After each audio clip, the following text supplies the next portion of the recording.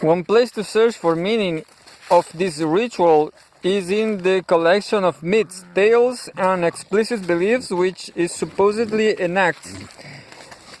However, not only are these various and variable, for some people Rangna is an incarnation of Durga, Shiva's malignant consort. For others, she is Queen Mahendradatta, a figure from a court legend set in 11th century Java. For yet others, the spiritual leader of witches,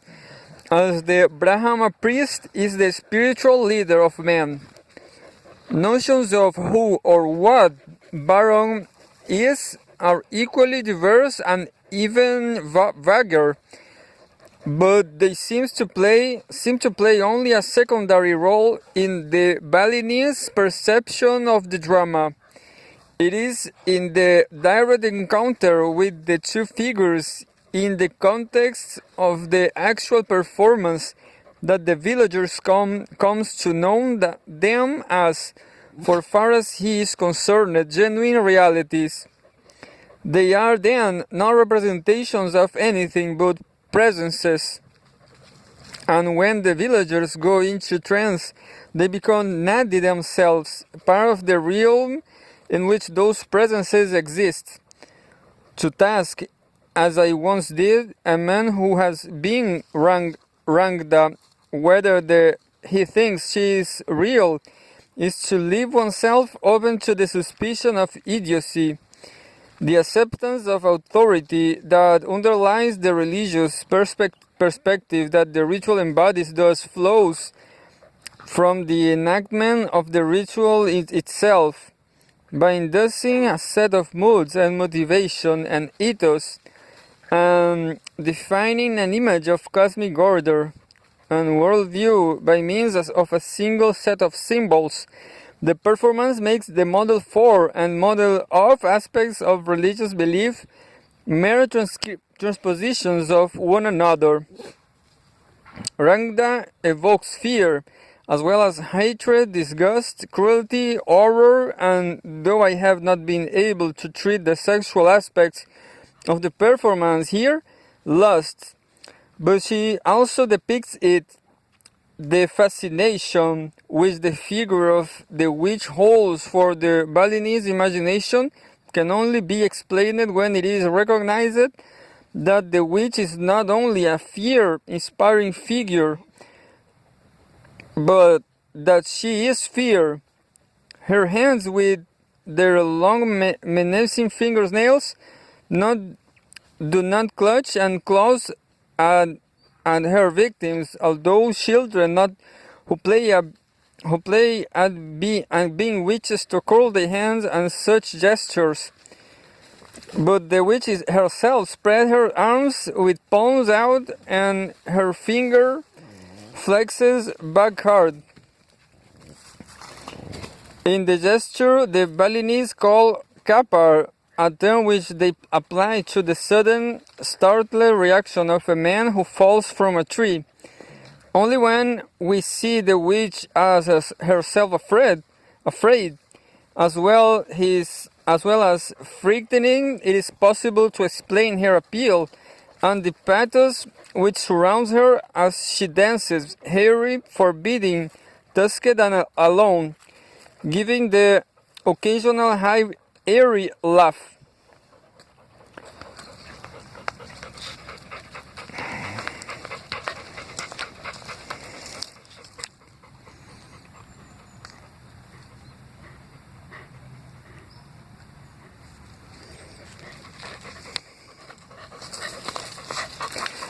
And on his side, Barong not only induces laughter, he incarnates the Balinese version of the cosmic spirit, a distinctive combination of playfulness, exhibitionism, and extravagant love of elegance, which, along with fear, is perhaps the dominant motive in their life. The constantly recurring struggle of Orangda and Barong to an inevitable draw is thus, for the believing Balinese, both the formulation of a general religious conception and the authoritative experience which justifies, even compels its acceptance. That the moods and motivation seems uniquely realistic. But no one, not even a saint, lives in the world religious symbols formulate all of the time, and the majority of men live in it only at moments. The everyday world of common sense objects and practical acts act is, as Schott says, the paramount reality in human experience. Paramount in the sense that it is the world in which we are most solidly rooted, whose inherent actually we can hardly question, however much we may question certain portions of it, and from those pressures and requirements we can least escape. Among even large groups of men may be aesthetically insensitive, religiously unconcerned, and unequipped to pursue formal scientific analysis, but he cannot be completely lacking in common sense and survive. The dispositions which religious ritual induce thus have their most important impact from a human point of view outside the boundaries of the ritual itself, as they reflect back to color the individual's conception of the established world of bare fact. The peculiar tone that marks the Plains Vision Quest, the Manus Confessions, or the Javanese mystical exercise pervades areas of the life of these peoples far beyond the immediately religious, impressing upon them a distinctive style in the sense of both a dominant mood and a characteristic movement. The interweaving of the malignant and the comic, which the Rwanda Barong comeback depicts, animates a very wide range of everyday Balinese behavior, much of which, like the ritual itself, had an air of candid fear narrowly contained by obsessive playfulness. Religion is sociologically interesting not because, as vulgar positivism will have it, it describes the social order, which is so far as it does not only very obliquely, but very incompletely, but because, like environment, political power, wealth, jural obligation, personal affection, and a sense of beauty, it shaped it. The movement back and forth between the religious perspective and the common sense perspective is actually one of the more obvious empirical occurrences on the social scene, though again on one of the most neglected by social anthropologists, virtually all of whom have seen it happen countless times.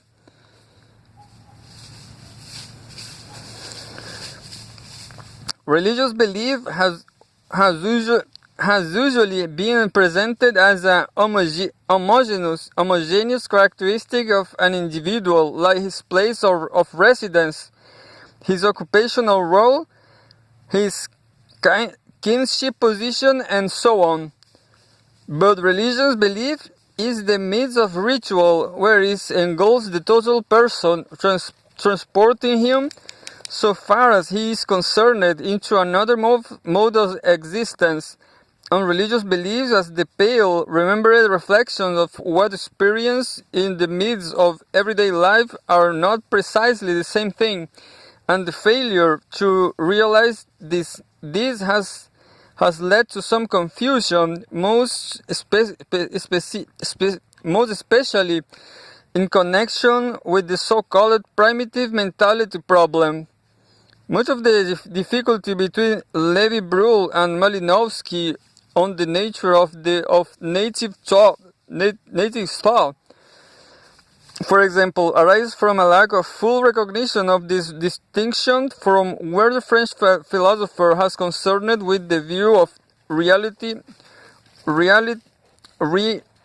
savages adopted when taking a specially religious perspective. The Polish English ethnographer was concerned with that which they adopted when taking a strictly common sense one. Both perhaps vaguely sensed that they were not taking about exactly the same thing, but where they went astray was in failing to give a specific accounting to the way in which these two forms of thought, or as I would rather say, these two models of symbolic formulations interacted. So that where Levi-Bruhl's savages tended to live despite his postludial disclaimers in a world composed entirely of mystical encounters, Malinowski's tended to live despite his stress on the functional importance of religion in a world composed entirely of practical actions. They became reductionists. An idealist is as much of a reductionist as a materialist, in spite of themselves, because they failed to see men as moving more or less easily, and very frequently between radically contrasting ways of looking at the world, ways which are not continuous with one another, but separated by cultural gaps across which Kierkegaardian leaps must be made in both directions. There are as many innumerable kinds of different shocks experiences as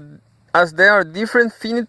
provinces of meaning upon which I may bestow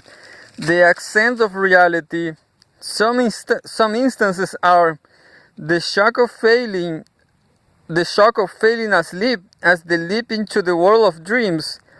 the inner transformation we endure. If the curtain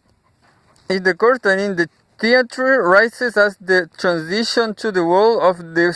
stage play, the radical change in our attitude. If before a painting we permit our visual field to be limited by what is within the frame as the passage into the pictorial world, or quandary relaxing into laughter, if in listening to a joke we are for a short time ready to accept the fictitious world of the jest as a reality, in relation to which the world of our daily life takes on the character of foolishness, the child's turning toward his toy as the transition into the play world, and so on. But also the religious experiences in all their varieties. For instance, Kierkegaard's experience of the instant as the leap into the religious sphere are examples of such a shock, as well as the decision of the scientist to replace all passionate participation in the affairs of this world by this disinterested analytical attitude.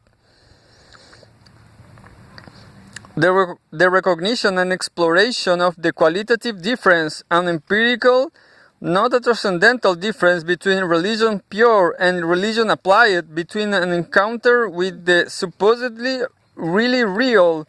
and a viewing of ordinary experience in light of what that encounter seems to reveal, will therefore take us further toward an understanding of what the Bororo means when he says, I am a parakeet, or a Christian when he says, I am a sinner, that neither a theory of primitive mysticism in which the commonplace world disappears into a cloud of curious ideas, or of a primitive pragmatism in which religion disintegrates into a collection of useful fictions. The Parakeet example, which I take from Percy, is a good one. For as he points out, it is unsatisfactory to say either that the Bororo thinks he is literally a parakeet, for he does not try to mate with other parakeets, that his statement is false or nonsense,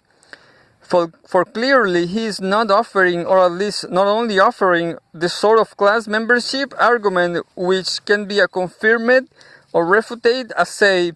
I am a Bororo, can be confirmed or refuted, or yes again, that it is false scientifically but true mythically, because that leads immediately to the pragmatic fiction notion, which, as it denies the accolade of truth to myth, in the very act of bestowing it,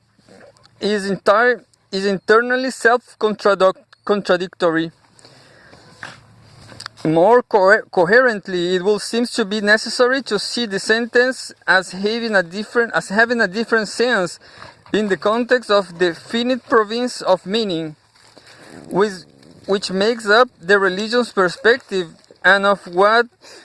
which makes up the common essential in the religious. In the religious, our Bororo is really a parakeet, and given the proper ritual context, my well mate with another parakeet, with metaphysical ones like himself, not commonplace ones, such as those which fly badly about in ordinary trees. In the commonsensical perspective, he is a parakeet in the sense, I assume, that he belongs to a clan whose members regard the parakeet as their totem, a membership from which, given the fundamental nature of reality as the religious perspective reveals it, certain moral and practical consequences flow. A man who says he is a parakeet is, if he says it in a normal conversation, saying that,